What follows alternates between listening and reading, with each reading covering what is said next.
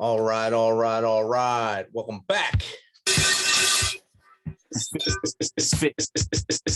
Nation. If you're a veteran and you are struggling or feel like you are leading a path towards the darkness, stop and think about those who are around you. Think about how they truly value you, how they will miss you. You are not alone. You need to talk to someone.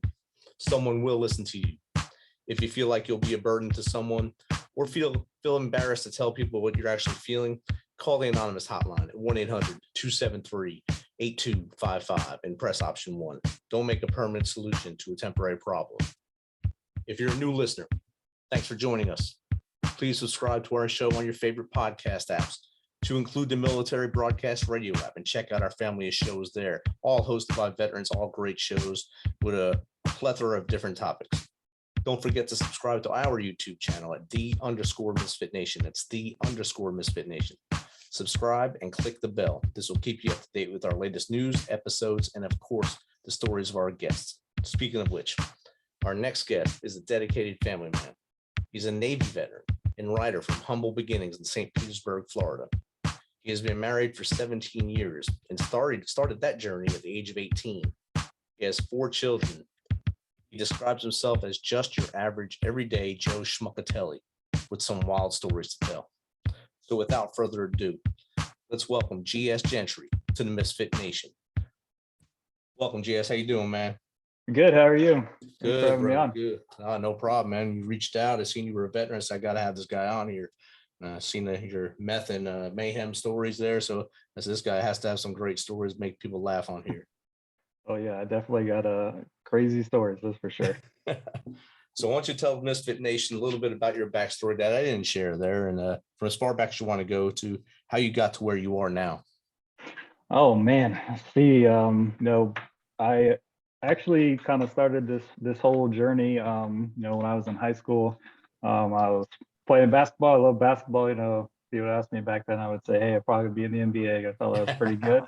And then, I got my girlfriend pregnant when I was 17, 18 years old. And I was like, man, I always said I was going to be that guy. And yet here I am. So, I experienced 16 and pregnant all the way through. And now I've got, 4 kids. Actually, number 5 is on the way.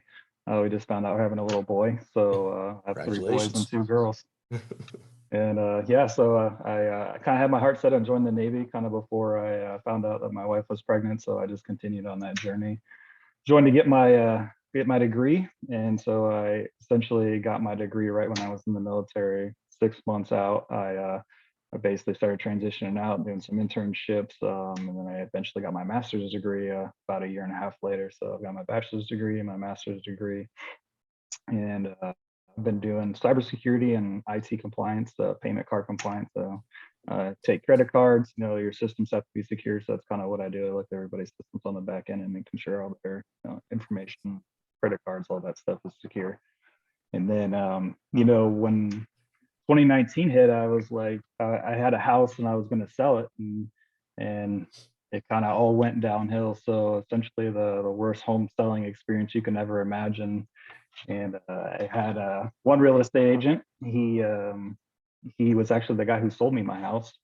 And I was looking at houses, looking at Colorado Springs, and then, all of a sudden he wasn't responding.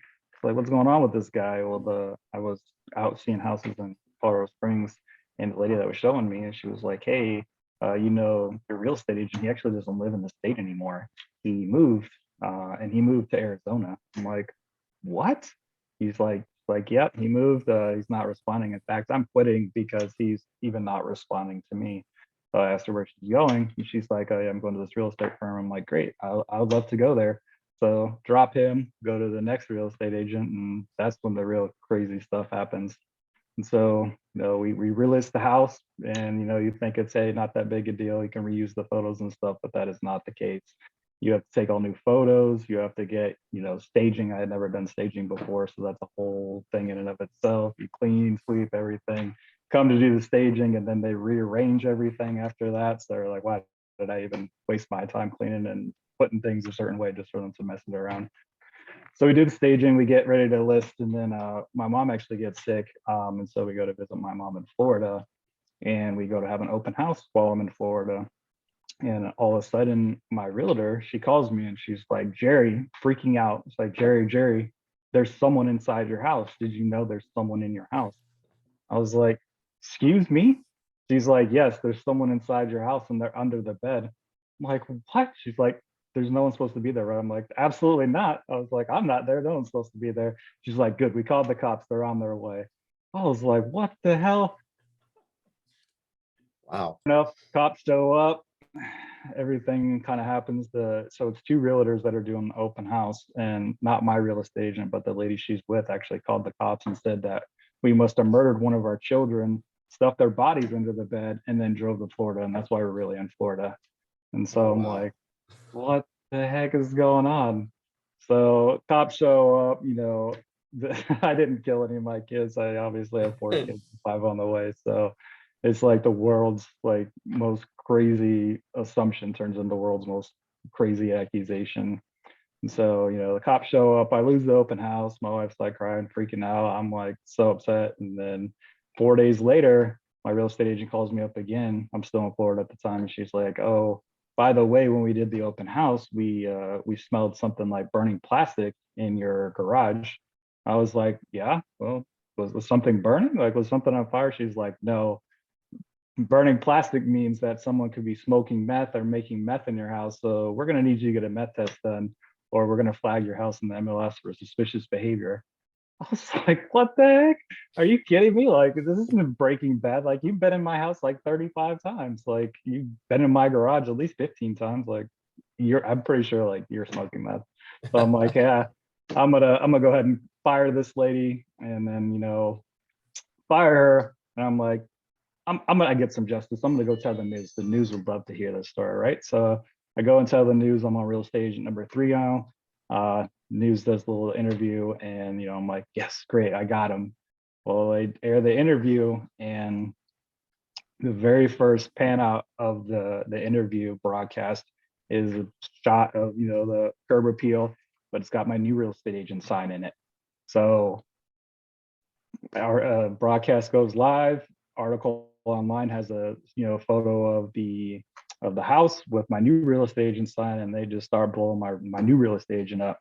Oh my gosh, Gerry, she calls me like, what have you done? Like, people are like saying like the most nastiest things to me, saying like, how could you do this to this guy and his family? She's like, you have got to take this down. I was like, shut up, are you kidding me? Sure enough, I go and look at the article. It's absolutely her photo. So news broadcast gets scrubbed almost like not even 12 hours later, lose the broadcast, take the photo down off the online article. So it's like one thing after another, after another, after another, like basically Murphy's Law with this house.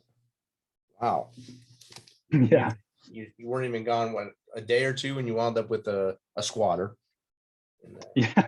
So it's actually even funnier than that. It wasn't a squatter or anything like that. My sister-in-law had a key to the house, and I guess something happened at her apartment. She's like, hey, I'm gonna stay at your house. I didn't know this at the time, but she freaked out, heard them come in when they did the open house because she overslept her alarm, jumps under the bed, and they open the door and they see a child's leg under the bed. And of course, I must have murdered someone. That's the only plausible explanation. Obviously. Yeah. So yeah, so it's essentially, it takes me 6 months to sell the house, 3 real estate agents, and just like pretty much what can go wrong does go wrong. And Wow. That's a wild ride to sell a house right there. yeah, yes. And I hadn't actually even seen Breaking Bad at the time. And then everybody's like, that sounds like Breaking Bad. I'm like, what are you talking about? So sure enough, I started watching it. And like the first, few episodes, they do the open house and they're making meth in the basement. I'm like, this is it. This is what everyone was talking about. No, so I watched it like 2 or 3 times, I think. That's crazy right there. 2017, I tried to sell my house and had zero offers, zero interest in my house. So I got rid of that realtor, and then I decided to buy and sell during the pandemic in 2020. That'd be a great idea. No one's out and about. It's easy to beat the crowds. So I put my house. I didn't have my house on the market. We found a house. We put an offer, and it was accepted. I got a new realtor. I said, look, we want to sell it. I need to sell it in 30 days. So, whoa, I said, I'm going to go TDY for a little while here while you get things ready. And then when I come back, hopefully we have some offers. As soon as I landed in North Carolina, I get a call saying you have a full price offer. I said, wait a Dang. minute, am I getting punked? Right? Is this a joke? Is it Austin Kolchak going to come out out the windows here and yet laugh at me here? I said, no, it's a real offer. I said, you better send this to me in writing. And I seen it as, oh, wow, this is real. Our house is gone. This is awesome. I did nothing to it. And I used all the stock photos from the first attempted sale 2 years ago. That's awesome. Yeah, I wish it would have went like that for me. It was like the first real estate agent I got no offers because the guy wasn't there. The second house, I had an offer here and there, but they were like trying to lowball me. I was like, nah, we'll wait. And then, I get accused of the meth and the murder. So then it finally, I didn't even get an actual realistic offer until like 5, 6 months later. And it was like seller's market at the time in Colorado. Like they're like, oh yeah, your house is going to be gone in 3 days. I'm like, oh great, that sounds awesome. Yeah, not 3 days in any kind of realistic sense. It's those weird 3 days, that like Common Core math 3 days. It's circle, Exactly. square, triangle. Next thing you know, it was 8 months. So, Yeah, crazy. so did that give you the idea for the book, or did you have Yeah. ideas for a book prior to that and then this morphed it? So it definitely gave me an idea. It was like September or October of 2019, like after everything had happened, like I texted one of my friends. I was like, dude, this would make a hilarious book. Like I'm calling it now Meth Murder and Amazon. It was like, inside joke. And so I wasn't going to do anything with it. And it was like a couple of years. And I do a lot of report writing for work, 400, 500, 600 pages. And I had a situation where I had to write, almost a 750-page report. And after I wrote it, I was like, man, I feel like I just wrote a novel. I'm just going to do it. I'm just going to write this book. And so this is what I did. I just started writing it, and it was kind of like an inside joke. And like I shared it with people, like as I started going along, oh, this is funny. And then the more and more I wrote, the more I'm like, oh no, this is actually kind of fun. And so I just kind of rode with it, and I really enjoyed it. It's outstanding. Did you write in the fact that it wasn't a child murdered, or you made it a child murdered? So I basically told it, it's nonfiction, but I changed so much stuff, like not about the actual story, but like I give people like crazy, hilarious names, like the real estate agent accused me of the meth and the murder. Her name's Dobby Snobby. The guy who was the first real estate agent who left, his name is Cafwee. So, you like almost have like a list when you say it. So it's all got crazy, hilarious names, but the stories are real. The events that I tell absolutely happened. I just put a really hilarious spin on it. So it's true. It keeps pretty close to the actual events that happen. I just obviously put my little funny spin on it. And then I didn't want to, or customers, see my name and be like, oh, this guy wrote a book about meth and murder. No way, we're not having him do our assessment. So I was like, all right, I gotta, have a pen name and kind of change some stuff around. But like the company that I work for, actually, I reworded their name so my company's in there, stuff like that. Okay, yes, that helps out a lot for you as you move forward and on that side of your life and your author side of your life as well. Trying to keep that division between the two of them, that helps out a lot as you move forward. Was there a point in your life when you knew you wanted to be a writer, or just because you were writing all this stuff at work, you said, I might as well just write one? Yeah, that's pretty much what it was. I definitely, I'm one of those kids growing up. I was like, hey, we got a book report to write. All right, let's go watch this movie. I love movies. I don't have time to write, read. I'm gonna try and play basketball, football, whatever my friends are doing. I'm gonna try to read. So the fact that I even wrote a book is pretty hilarious in and of itself, because I'm definitely not the most avid reader growing up. But now I read all the time for work, so I have no choice. Hopefully you sent a copy to some of those teachers that laughed at your book reports based on the Outsiders movie. Well, you know what? I actually always got A's on my book report, so I must have told it a good enough way that they're like, oh, sounds like this guy read it. He must know all the storylines. He knows what Pony Boy did. It's good. Right? Yeah, just pick up on the key elements of just deceive them all. It's just like Cliff Notes, same thing. You just got to figure out what you think might have happened and throw it in there, and they'll be, oh, that's what their perception is. That's good. Right. Or I would pick the books that I already knew I read, or the movies I already watched, so then I really knew what I was talking about. I'm like, oh yeah, I've already seen this one. I'm about to write the shit out of this. This is a great movie. I love that movie. Yeah, that's good. I mean, Like, book, it's a great book. exactly. Yeah, they would have us like presented in front of everybody. I always knew what I was talking about. I'd be like, what, Lion the Witch and the Wardrobe. I've seen the movie like 10 times. So I'm like, oh yeah, I can tell this one all day long. Very easy one to write about too. So what made you choose the Navy as a service of option, your option there? Um, I initially wanted to be a nuke, and so that's kind of how I started it out. My aunt's son was a nuke, and I talked to him a couple of times, like, you should do it. It's a great job in, but the real money's right when you get out. They'll hire you, and I was like, all right, that sounds good. I knew I didn't want to join the army or the Marines, so I was like, I don't want to go like get deployed to the front lines and like have to kill anybody or get shot at. Like, I want kind of like a cushy job. So I took my ASVAB, and I scored pretty high. I was like 2 points away from the nuke, so I could get every job but the nuke. So I just went in and I became a AT. So Still not bad though. You got to serve your country, and you can get to play with the nukes, but then you got to learn something and get a different path in life from there. So you were already married when you came in, right? yeah, I was married May, and then I went into boot camp July 5th. And you already had one kid or two children at that. I didn't have any. She was pregnant at the time, Oh, so okay. I had my first one, and then I was in A school, I think, when she delivered. So we had a scare when she went to boot camp. We saw each other, and then the very next day she started going into labor and contraction. She was only like 30 weeks, and they're like, no, we got to stop this. We can't have no preemie babies. So they give her steroid shots, stuff. I'm like, oh my gosh. And so like I go back, and then I go to school, and then she's like, it's about time. So they let me go. Oh man, there's even some crazy stories that happened to me in the military. It's just, I feel like just the craziest stuff just seems to happen in my life. Like you said earlier, Murphy's law. So Murphy just falls behind you on your shoulder there. He's waiting for you to make a step in a forward direction. All of a sudden, hey, let me stop him for a sec. Come back here a little bit. Exactly. Calm down. Calm down. I got something for you to write about again.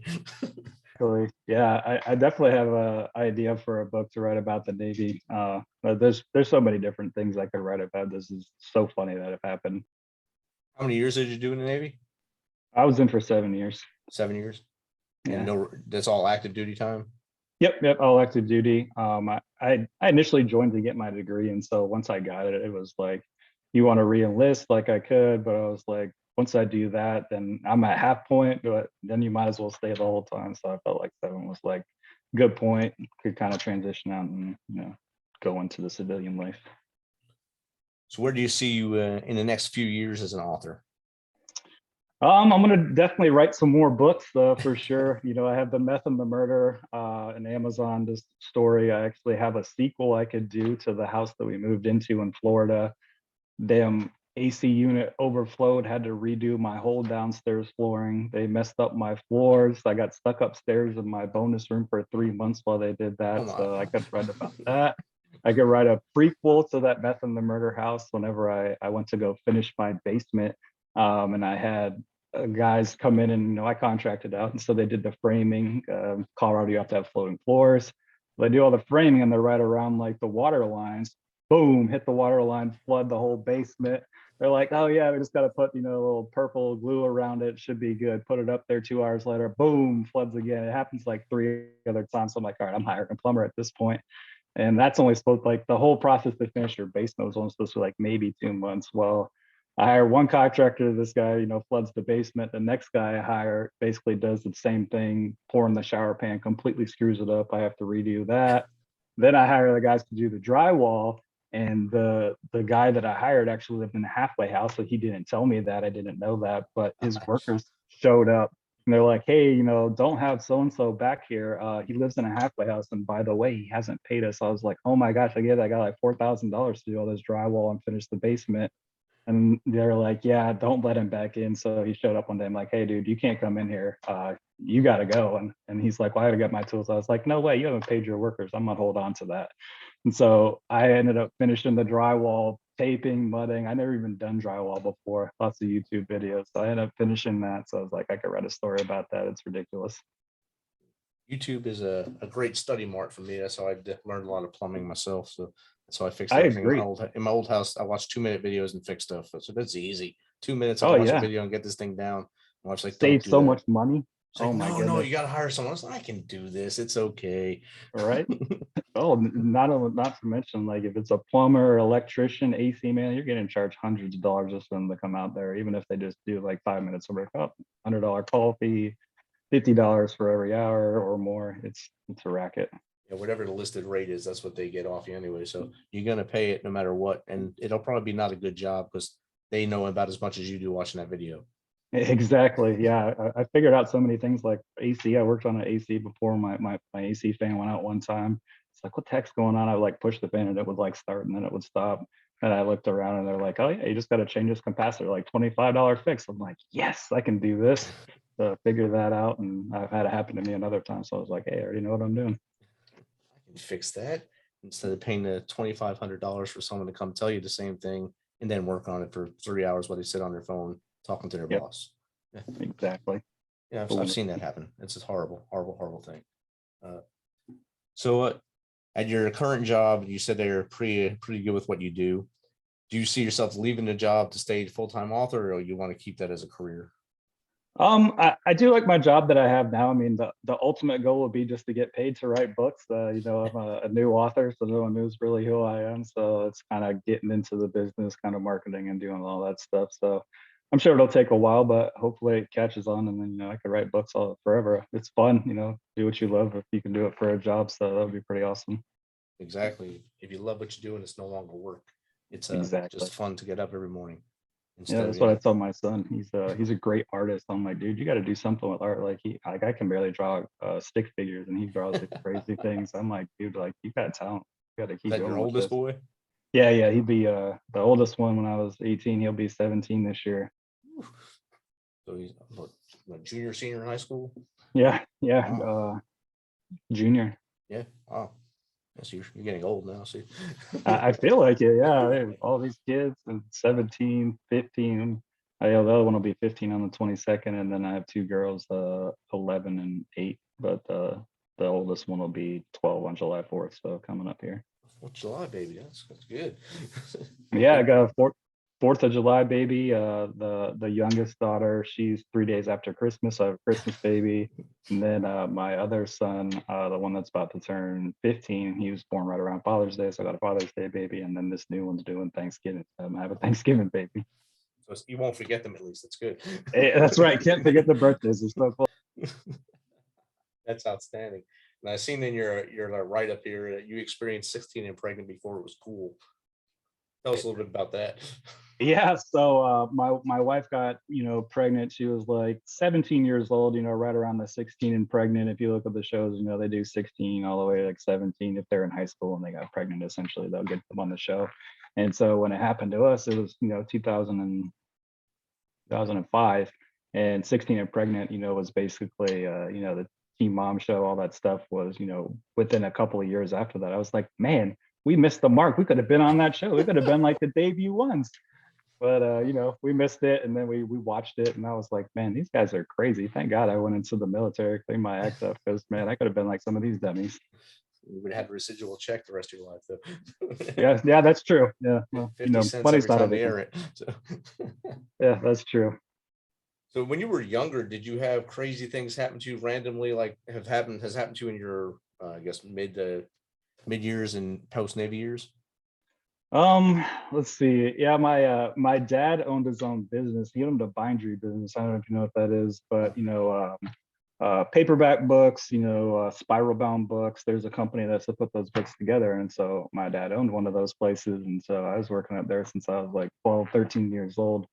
And I don't know why I did this, but my brother had parked his truck behind the shop, and me and my friends found some spray paint.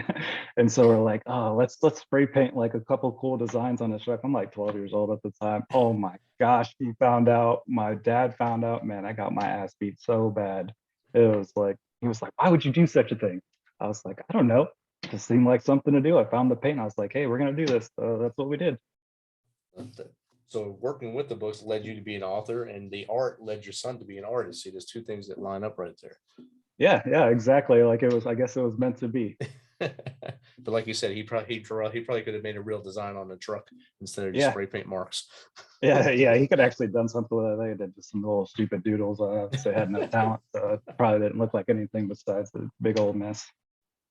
So if you can give advice to that wannabe author now, someone just coming up has a craziest incident like you had, and they want to write it up, what three things would you tell them to do to get ahead and start getting that book written? Well, first I would just tell them, do it. If you got the idea and you think you want to do it, just do it. Who cares what anybody thinks, right? If you're going to be an author or writer on a podcast, anything, right? I feel like you got to have pretty thick skin. So, people are going to say, hey, you can't do this or you can't do that, but you can do whatever you want, right? And who cares? Don't let anybody tell you what you can't do. But I would say find a niche, find a good way to write, a good place to write. I actually wrote my whole book on my phone to start it out with. I always have my phone on me for work and stuff. So I was like writing it. I'll be driving in the car and some song will pop on. I'm like, oh, that would be so cool. And so I actually have like little like sing-alongs in the book. I read, the chicken wing song. There's a remix in the back of the book. I made a turkey wing song. So instead of chicken wing, it's turkey wing. So it's like a Thanksgiving remix. There's like a London Bridge is falling down remix. So, if you're do what you're good at, right? If you're funny, be funny. If you're not funny, don't try and be funny because it's gonna come across, right? Like if I'm not gonna write a serious book, if I felt like if I write one, it'd probably be called like Why So Serious? And it wouldn't be serious at all. And then definitely find a good program. Like I use Scrivener. I stumbled upon that like right when I was towards the end of writing it, and you can do compiling and editing and all that. So I basically used that to do like my editing. So I wrote it all on my phone, uploaded it to like Google Drive, and then I plugged it all into this program. If I felt like if I would have had that, I would have like set myself up probably a little bit better because I probably would have been faster. And then marketing, that's the tough part. That's people think, hey, once you sell your book, right, I got this awesome story, everybody's going to buy it. Unless you're a well-known established author or someone's heard of you, that's just not going to be the case. Even if you have a crazy story like the one I had, right? No one knows who you are. So you're going to have to convince them like why should they buy the book from you? Like what makes this so good, or why are you selling at that price? So the marketing part, I think, is probably the toughest part. Definitely. And you self-published yours? Yep, I did. I do a lot of IT and stuff. I was like, I don't know that anybody's going to read this for one, because it's told a crazy different way. Like, not that they won't read the story, but like, if I send it to a publisher and be like, GS Gerry, this story, and they're going to be like, I've never read anything like this. And so like, it's good for me because like, it certainly differentiates me from probably everybody. But at the same time, I feel like it's tough to judge something like that because you're like, hey, it's written super different style. Like, we're talking right now. We don't talk in complete sentences. We talk in a lot of run-on sentences. There's probably typos, all that stuff, but I do that on purpose. And so I try to, write something different. Like if I'm going to do this, I might as well, do something different. And so that's what I tried to do. So where can people pick up the book now? So you can get Meth Murder on Amazon. It is that Amazon that's in the book as well. So that's the one actual real name in the whole book is Amazon. You can also get it on Audible for the audiobook, iTunes. And I also just started listening the ebook on my website today. So grapeden.com, you can get it on there as well. Awesome. Did you do the Audible or did you have like someone else come and do it for you? Yeah, everybody always asks me that. I'm like, there's no way in hell I'm going to read this story. Like, I can't do all these crazy character names. Like, the characters are so funny. I felt like I would just be laughing at myself the whole time. So I held auditions on ACX, which is like the audiobook platform for Amazon. And so I actually held auditions. I sent them like the turkey wing song and I had them like audition it. So I was like, if someone can do this and not laugh and it sounds good, then this is the person for me. So I had like 10 people interview or do the audition and only one of them even like went with it and like made it funny. And I was like, this is the guy. So the guy who did it did a good job. You said that's ACX on Amazon that does that? Yeah, it's acx.com. It's the like the Audible, iTunes. You can do it through them and you can take like a lesser royalty if you want to just like list everywhere. You get a bigger royalty if you go through like exclusively through them. So that's what I did. That's a good deal right there. And you get to have fun doing the audition. So that's awesome. Exactly. Yeah, I sent them definitely like the worst parts of the book. Like worst, I mean, like this would be difficult for anybody. Like I know I couldn't read this, so I can only imagine somebody else seeing this. Like, what the hell is this? What was wrong with this guy when he wrote this? Right, this guy probably was on meth for real. Well, GS, man, this has been great chatting with you, catching up with you, and learning about your journey and Murphy and how he hangs out with you everywhere you go. And yeah, just right on my shoulder. I feel like I can't wait to see the sequel and the prequel to Meth Murder and Amazon there, and hopefully they all do well for you. Absolutely, and yeah, thanks again for having me. It's been a pleasure. Thanks for taking some of your time to share with the Misfit Nation. Thank you.